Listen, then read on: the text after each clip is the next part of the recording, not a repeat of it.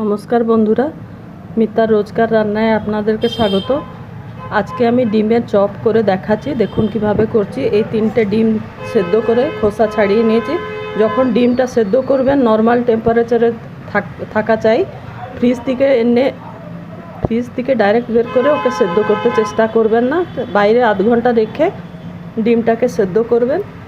আর এটা হচ্ছে আলু, একে আমি গ্রেট করে দেখাবো। মানে আলুটা মেখে নিলেও হয়, কিন্তু এটা গ্রেট করে দিলে পুরোটাই মিশে যায় আর কোনো জায়গায় গোটা থাকে না।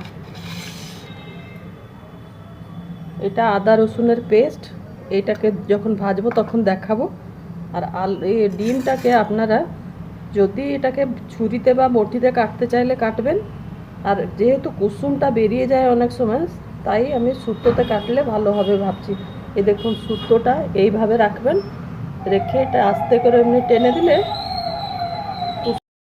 এইভাবে দুখানা হয়ে যাবে আর এর কুসুমটা এর সঙ্গে লেগে থাকবে।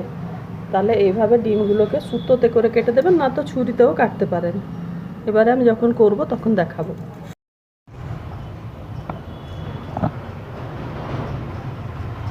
কড়াই গরম হয়ে গেছে, অল্প তেল দিলাম।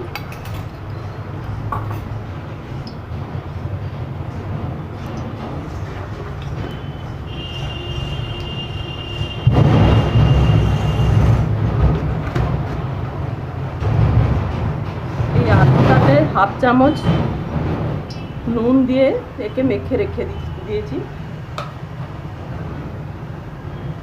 তেল গরম হয়ে গেছে, এবারে এই আদা রসুন আর কাঁচা লঙ্কার পেস্টটা দিয়ে দিলাম।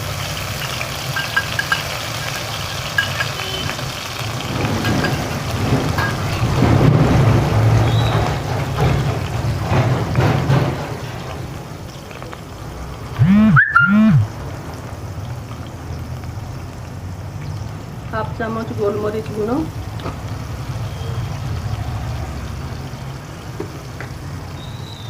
হাফ চামচ হলুদ গুঁড়ো,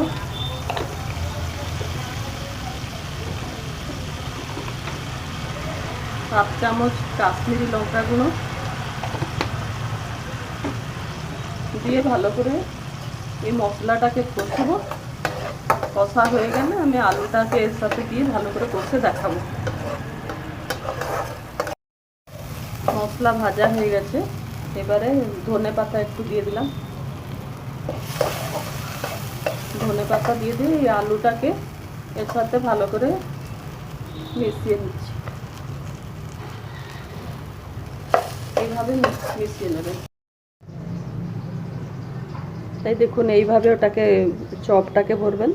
হাতে এতটা খানিক আলু নিয়ে গিয়ে একে লম্বা করে এই কুসুমটা ভেতরের দিকে থাকবে, আর একটু আলু পুর নিয়ে এই আলু মাখা এইভাবে ভালো করে পুরো কভার করে দেবেন ডিমটাকে। কোনো দিক দিয়ে ডিমটা দেখা যাবে না।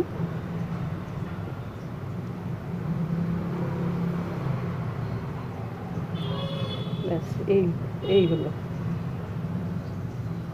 এইভাবে ভরবেন। দেখুন, সবগুলো গড়ে নিয়েছি। এবারে 3 চামচ কর্নফ্লোর আর অল্প জল, বেশি পাতলা করব না, একটু ঘন করে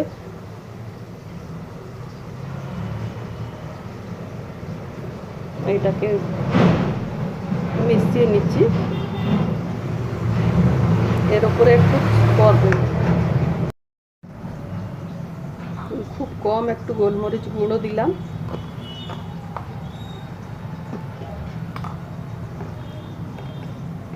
হাফ চামচ থেকে কমও একটু চিলি ফ্লেক্স দিচ্ছি। এবারে এটাকে ভালো করে মিশিয়ে নিতে হবে।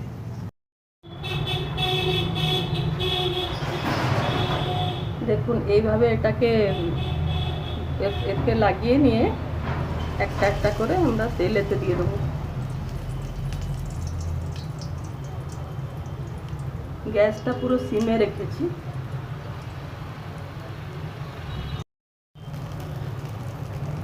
দেখুন, এটা হয়ে গেছে। এইভাবে লাল লাল করে অল্প তেলেতে দিয়ে ভেজে নেবেন। আর কটা আছে, বেশিগুলো একসঙ্গে দেবেন না, উল্টাতে অসুবিধে হবে। দুটো করে করবেন, সুবিধে হবে একটু উল্টাতে। এইটা লাল লাল করে ভেজে তুলে নিতে হবে। আমার ডিমের চপ রেডি হয়ে গেল।